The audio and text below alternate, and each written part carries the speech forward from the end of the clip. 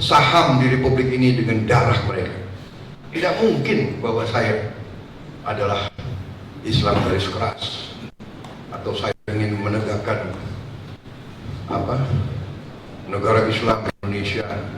Kalau kita bicara tokoh-tokoh Islam, mereka semua ada mempermasalahkan lagi. Jadi hadir di sini tokoh-tokoh Islam mereka.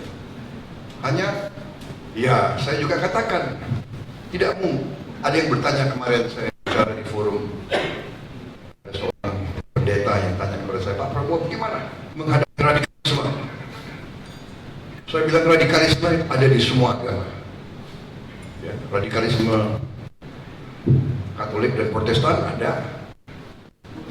IRA itu Katolik di Irlandia sampai sekarang mereka masih bermusuhan.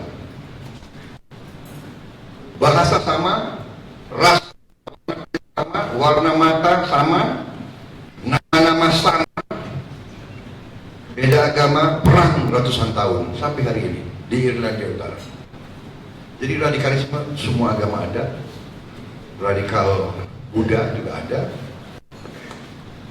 radikal Hindu. Memang radikal Islam sedang menjadi persoalan bagi umat Islam itu sendiri.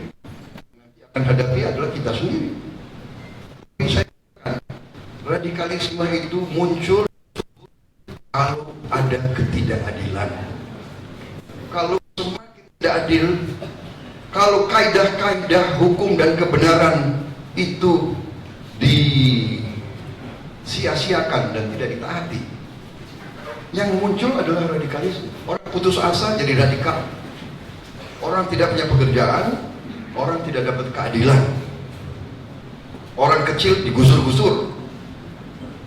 Kalau ada yang dia mencari radikalisme ibarat mungkin ya sebuah ban karet kalau kita mau tenggelam di laut. Dia mungkin merasa hanya ini yang bisa menyelamatkan saya karena ketidakadilan. Karena itulah saya kira dari semua partai, semua organisasi perjuangan kita adalah menegakkan keadilan. Kepada siapa saja kita harus adil.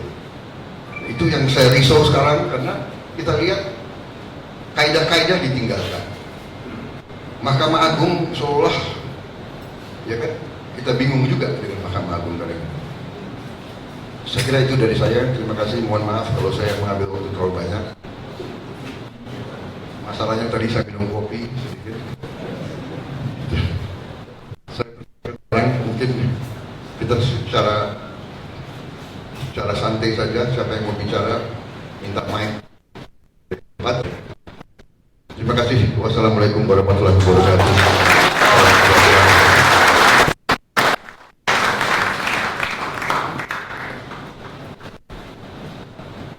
Terima kasih Pak Prabowo Subianto selaku tuan rumah pada malam hari ini atas pengantarnya, Ibu dan Bapak yang kami muliakan, para tokoh yang kami hormati. Seperti yang tadi sudah disampaikan, saya kira kita semua sudah paham tentang beberapa hal yang menjadi konsen dan perhatian kita. Mungkin di antara Bapak dan Ibu yang ingin menyampaikan pemikiran, pandangan tentang beberapa hal tadi, kami persilahkan.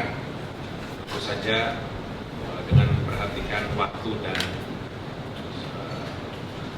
banyaknya kawan-kawan Bapak, banyak yang Bapak-Bapak dan Ibu yang ingin menyampaikan pemikiran, kami persilahkan.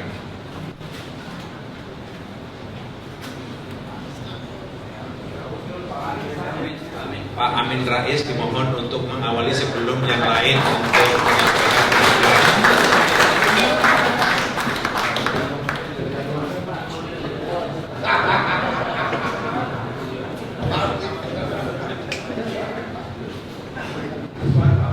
Baik.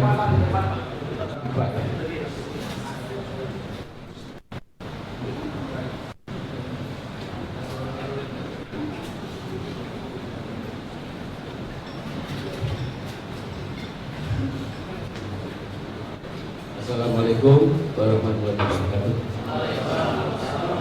Selamat malam, salam sejahtera kita semuanya. Saya tentu tidak ada pretensi menyampaikan sesuatu yang lebih penting atau lebih bagus dan lain-lain, tapi karena diminta, ya saya ingin urut ala kadarnya. Saudara, saya lahir setahun sebelum proklamasi. Kemudian ketika muda pun saya mengalami sosialisasi ala kadarnya. Nah, Bapak Ibu saya, Agus Muhammadiyah dan Masyumi, kemudian di Solo itu juga ada PKI, ada segala macam. Jadi mulai menyerap berbagai macam fenomena politik, ekonomi, sosial sejauh kapasitas yang saya miliki waktu itu sampai sekuat sekarang. Saya belum pernah melihat adanya satu keadaan yang dangerous, intens resikonya seperti yang kita alami sekarang. Jadi yang sekarang saya observasi itu kekuatan politik dan kekuatan ekonomi kebetulan ada di satu tangan. Yang sering saya sindir kata-kata Milton Friedman, seorang tokoh kapitalisme. Dia mengatakan the combination of political power and economic power in the same hands is a sure recipe for destruction. Jadi kombinasi kekuatan ekonomi politik satu tangan itu adalah resep yang cesplang untuk munculnya sebuah kehancuran. Nah, tadi ada menyebut Pak Ejen siapa? Sudah di Projo, Pak Saidiman sudah di Projo. Kebetulan kita ketemu Mas Laude Kambudi, ya. Tahun 95 saya, Mas Laude dan Pak Saidiman itu dapat kehormatan diundang untuk berdagang sana ke Beijing, ke Guangdong, ke Shenzhen dan lain-lain. Waktu itu kita mampir di kas militer Cina, Tiongkok. Waktu itu kita merasakan humiliation, penghinaan. Ini saya harus mengatakan call spade. Ya, jadi ini bukan ada syarat dan lain-lain. Ya. Jadi dia mengatakan, mumpung Anda di Tiongkok ini, kalau mau tanya saja tentang China, kami kasih jawaban. Tapi dari pihak kami tidak ada satupun akan kami tanyakan mengenai Indonesia, karena kami sudah tahu semua tentang Indonesia. Bukan kebetulan pas masa ya, kita sudah dikilani ya, dan dikuasai. Nah, saudara, saya merasa sekarang ini kita memang harus kita perbaiki bersama-sama. Ini tafsir saya bisa keliru. Ya. Apa DKI yang menunjukkan dari Sabang sampai Merauke terasa pilpres dan lain-lain. Karena tafsiran saya, ya, pilkada Jakarta ini itu adalah amat sangat krusial.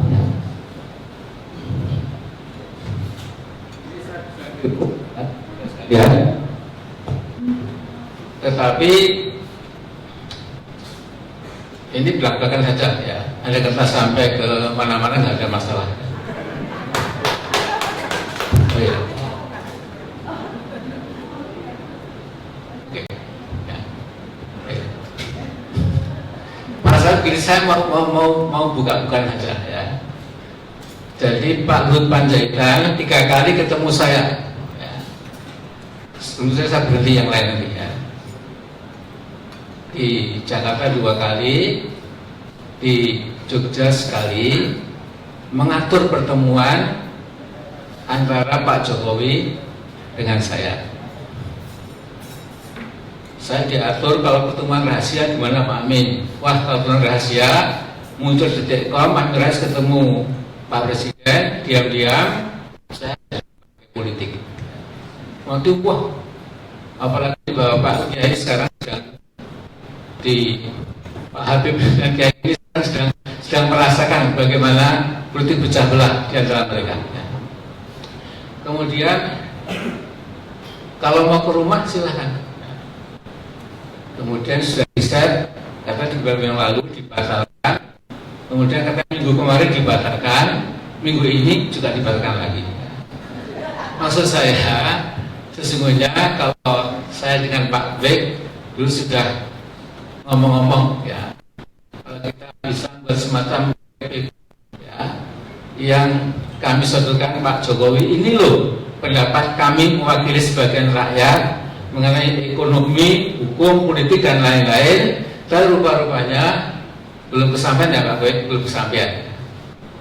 Nah mumpung katanya mau datang ke rumah saya itu, sudah saya jelaskan poin-poinnya, tentu dengan santun. Saya orang Jawa juga ya, sangat santun, jadi nggak usah takut ya. Kemudian sampai sekarang belum kejadian. Nah karena media massa sudah banyak di luar, nanti kalau dicuplek-cuplek, dipotong-potong, saya masa bisa keliru. Sekian dulu saya kita lanjutkan. Assalamualaikum.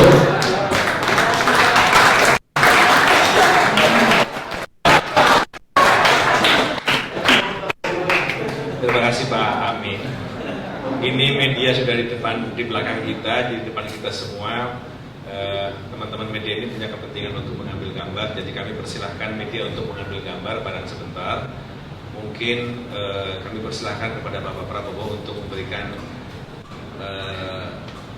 beberapa penjelasan terkait dengan pertemuan hari ini. Dan kami berharap sejumlah tokoh bisa mendampingi Pak Prabowo. Kemudian setelah itu kita akan lanjutkan diskusi-diskusi rebukan ini sampai selesai. Dan nanti selanjutnya media akan mendapatkan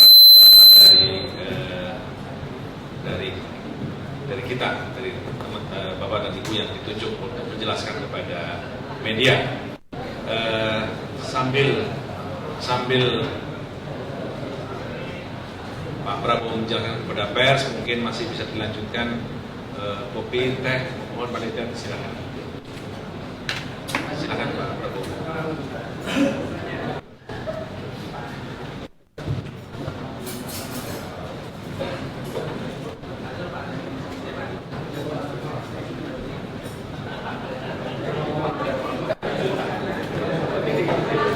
Bapak bisa mendampingi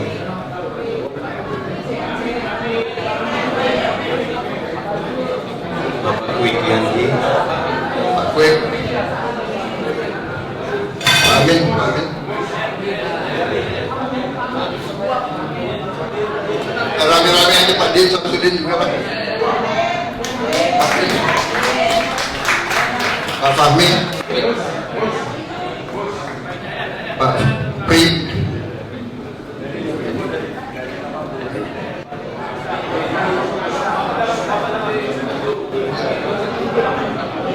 Pak Pariaji, Pak Pariaji, Pak Pariaji, Pak Risto mohon, Pak Pariaji, Pak Kiai Rosyid, Pak Kiai Rosyid. Bapak Ibu-Ibu diminta Ibu Siti Hedianti.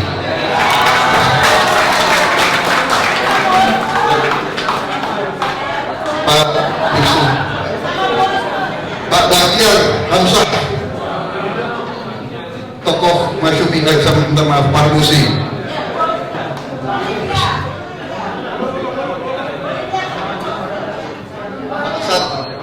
Pak Asad Ali, Pak Asad Ali,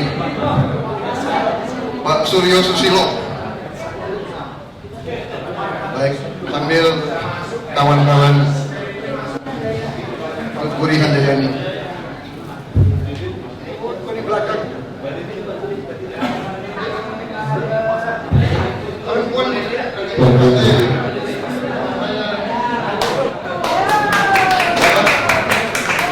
Setara nanti dibilang kita, ya kan?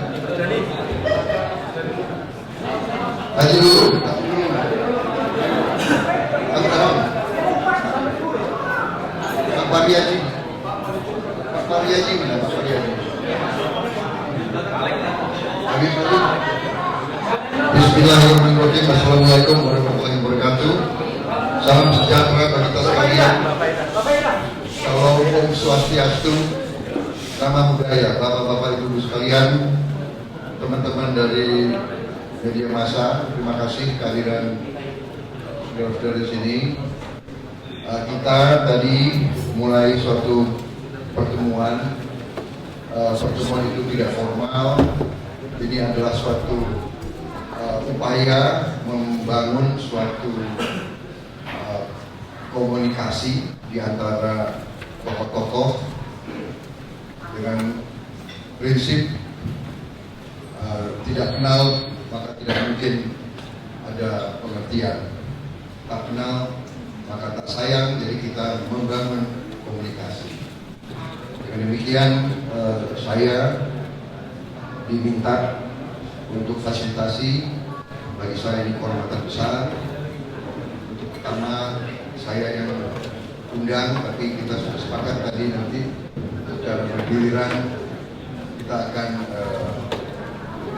melaksanakan acara-acara semacam ini di tempat-tempat yang bergantian. Hari ini tokoh-tokoh kumpul dan kita juga bicara dari hati kita masing-masing. Tentunya tidak semuanya dapat menjadi konsumsi umum karena kita ingin mendapat suatu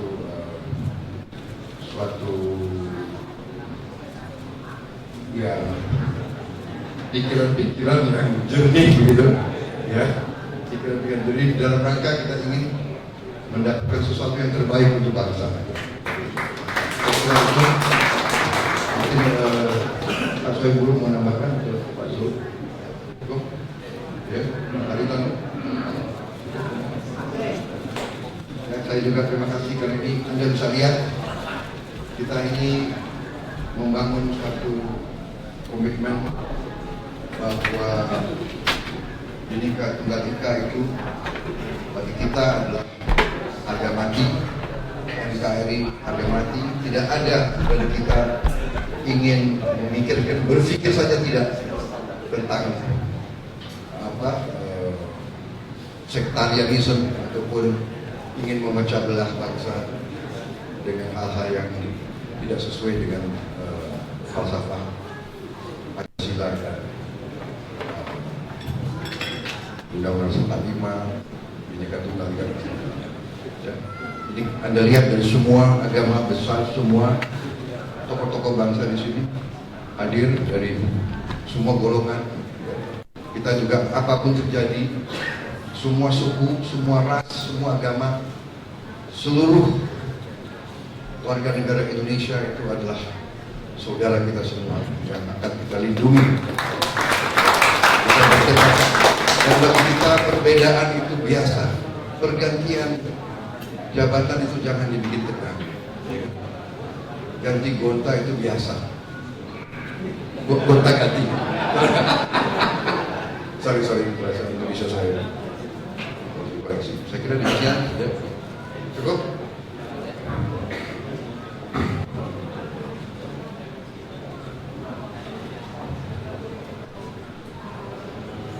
Itu saya kira dapat kita rasakan semua. Ya. Saya kira kita semua rasakan, kita semua punya kepekaan. Karena itu kita kumpul di sini. Bapak-bapak dan Pak Zul baru terbang, baru tiba dari Bandung, ya. Kemudian beliau dari Tasik, Pak Busro dari Jogja, banyak yang datang dari luar-luar. Ya, jadi itu masalahnya. Jadi saudara-saudara, saya kira kita merasakan semua itu. Ya.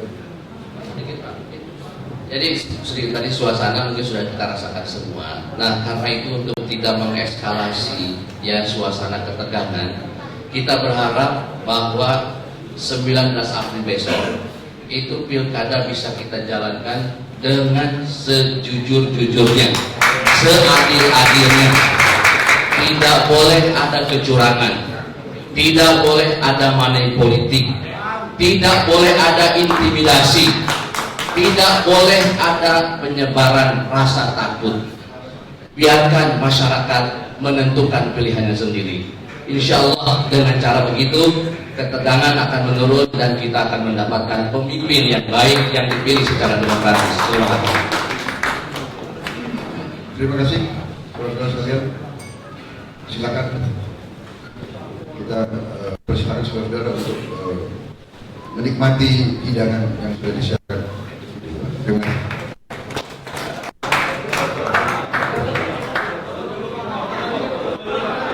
Foto, oke kita.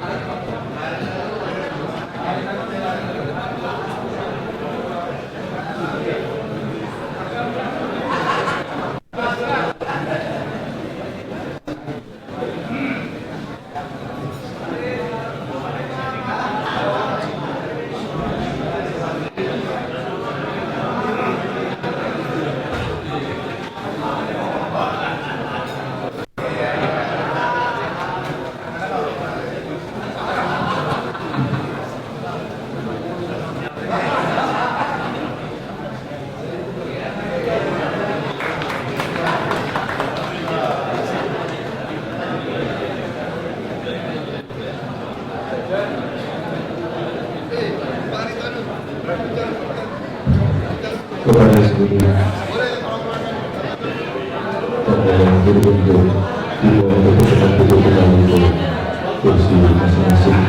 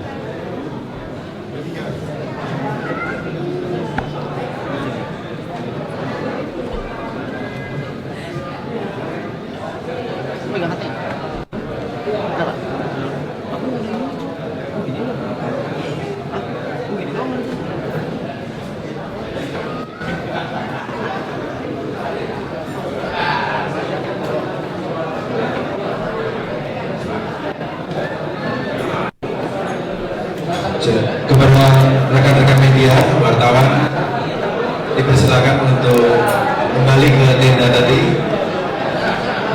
Doorstop akan kita laksanakan benar-benar di luar gedung.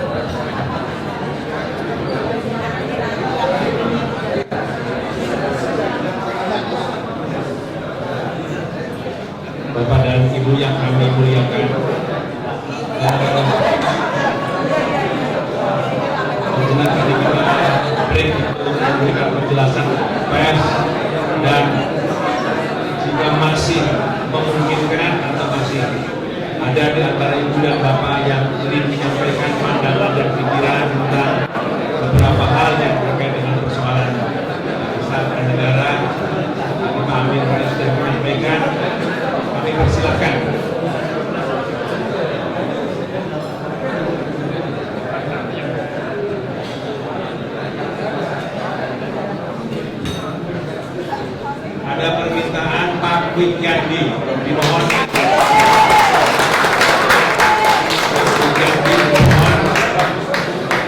Memberikan pandangan dan pikiran mungkin maksudnya Bapak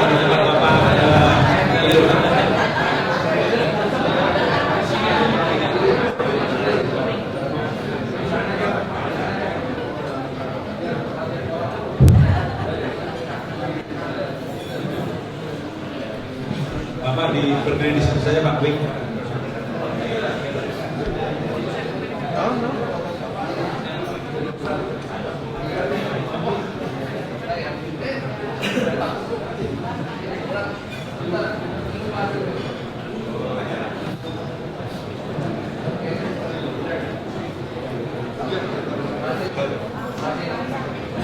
Ibu-ibu dan bapak-bapak yang saya hormati, pertama-tama saya mengucapkan terima kasih kepada Pak Prabowo Subianto karena kemarin sore saya menerima SMS pertama-tama dari Pak Benny, tetapi disusul sendiri dengan hari ini saya tidak mengira bahwa Pak Prabowo mengumpulkan tokoh-tokoh oleh karena sifat undangannya adalah untuk bersilaturahmi membicarakan mengenai masalah negara. Namun demikian, secara surprise saya bergembira. Jadi surprise saya adalah pleasantly surprise bahwa yang berkumpul di sini adalah tokoh-tokoh yang sebetulnya sudah sangat lama saya harapkan dan bahkan sudah saya tulis di dalam buku yang judulnya adalah Nasib Rakyat Indonesia dalam Era Kemerdekaan. Buku itu diterbitkan oleh Gramedia, tetapi sayang bahwa tempatnya adalah di shelf yang paling belakang yang sulit dilihat. Tadi pokok yang paling pokok telah disebut oleh Pak Prabowo, yaitu keadilan. Kalau di dalam buku itu saya kemukakan bahwa di tahun 1930 Profesor Buke menulis buku yang judulnya Dualistis Ekonomi. Di tahun 1930 ekonomi kolonial itu terbagi dari dua bagian, yaitu perkotaan dan perdesaan. Perkotaan luar biasa mampunya, yang ketika itu dikuasai oleh Belanda, VOC, dan perdesaan yang luar biasa miskin. Apakah sekarang tidak demikian? Di tahun 1950-an, 55 ketika saya 55 sampai 56 saya mahasiswa tingkat 1 UI, mendapat kuliah dari ayahnya Pak Prabowo, Profesor Sumitra, yang sealma mater dengan saya, oleh karena 1 tahun saya lalu belajar di Rotterdam. Beliau menulis buku tentang studi pembangunan. Di sana disinyalir lagi bahwa ketika itu tahun 50, ketika beliau menulis buku itu, dualistis ekonomi dualistik ada. Bagaimana kondisinya sekarang? Menurut pendapat saya, dan saya bisa mengungkap dengan 3 indikator, itu semakin menjadi-jadi. Indikator pertama, Bank Dunia yang selalu memuji keberhasilan pembangunan ekonomi Indonesia karena dianggap mau menurut dengan mereka, mengatakan apabila pendapatan satu orang Indonesia melebihi 2 US dollar, maka dia sudah tidak miskin. Kalau ukuran kemiskinan adalah $2 sehari seorang, maka 50% dari rakyat per hari itu sama dengan 13.000, sama dengan kalau dihitung itu 840.000 rupiah per bulan. Jadi orang yang berpendapatan 840.000 per dolar itu sudah dianggap tidak miskin. Bisa Anda bayangkan sendiri betapa miskinnya, sedangkan UKM di Jakarta sudah 3,2 juta. Kedua adalah Gini ratio Indonesia 0,4 yang tidak pernah membaiknya sedikit sekali. Dan indikator yang lain adalah saya lupa yang ketiga, jadi 1, 2, ada pokoknya ada yang ketiga. Jadi ditinjau dari sudut yang terpenting itu memang sangat timpang dan ini sudah lama berlangsung. Nah, kalau ketidakadilan ini tidak diatasi, ya memang akan menjadi masalah. Cuma bangsa kita ini memang sangat sabar, sehingga sekarang mulai terasa, dan malam ini adalah malam yang baik oleh karena Pak Prabowo mengambil prakarsa untuk mengumumkan. Kedua adalah dimasukinya era reformasi, maka demokrasi kita yang musyawarah mufakat itu menjadi era reformasi yang pengambilan keputusan pada semua jenjang dilakukan atas dasar 50% bersatu, sehingga yang 49% itu boleh yang nol. Ini sejak sebelum kemerdekaan, para founding fathers kita itu sudah menyusun, sudah mengenai dengan sangat tajam bahwa sistem yang seperti itu tidak sesuai dengan sifat hakikat bangsa Indonesia. Kecuali itu, buat saya harus ditambah lagi, sistem itu bertambah-tambah lagi semakin dia sesuai untuk rakyat yang pendidikannya belum memadai. Nah, ini sekarang yang mengakibatkan bahwa dengan 50% bersatu, barang siapa mempunyai uang, dia bisa membeli suara oleh karena rakyatnya masih miskin. Money politics mulai masuk, korupsi sudah merajalela, dan menurut pendapat saya, korupsi pada saat ini dengan IKTP yang begitu menyeluruh, ini sudah merupakan suatu pertanyaan. Maka ketika saya memperoleh kehormatan, diundang oleh MUI, oleh Muhammadiyah, oleh PPAD, selalu saya akhiri analisa saya akhiri dengan mau ditunggu sampai kapan? Apakah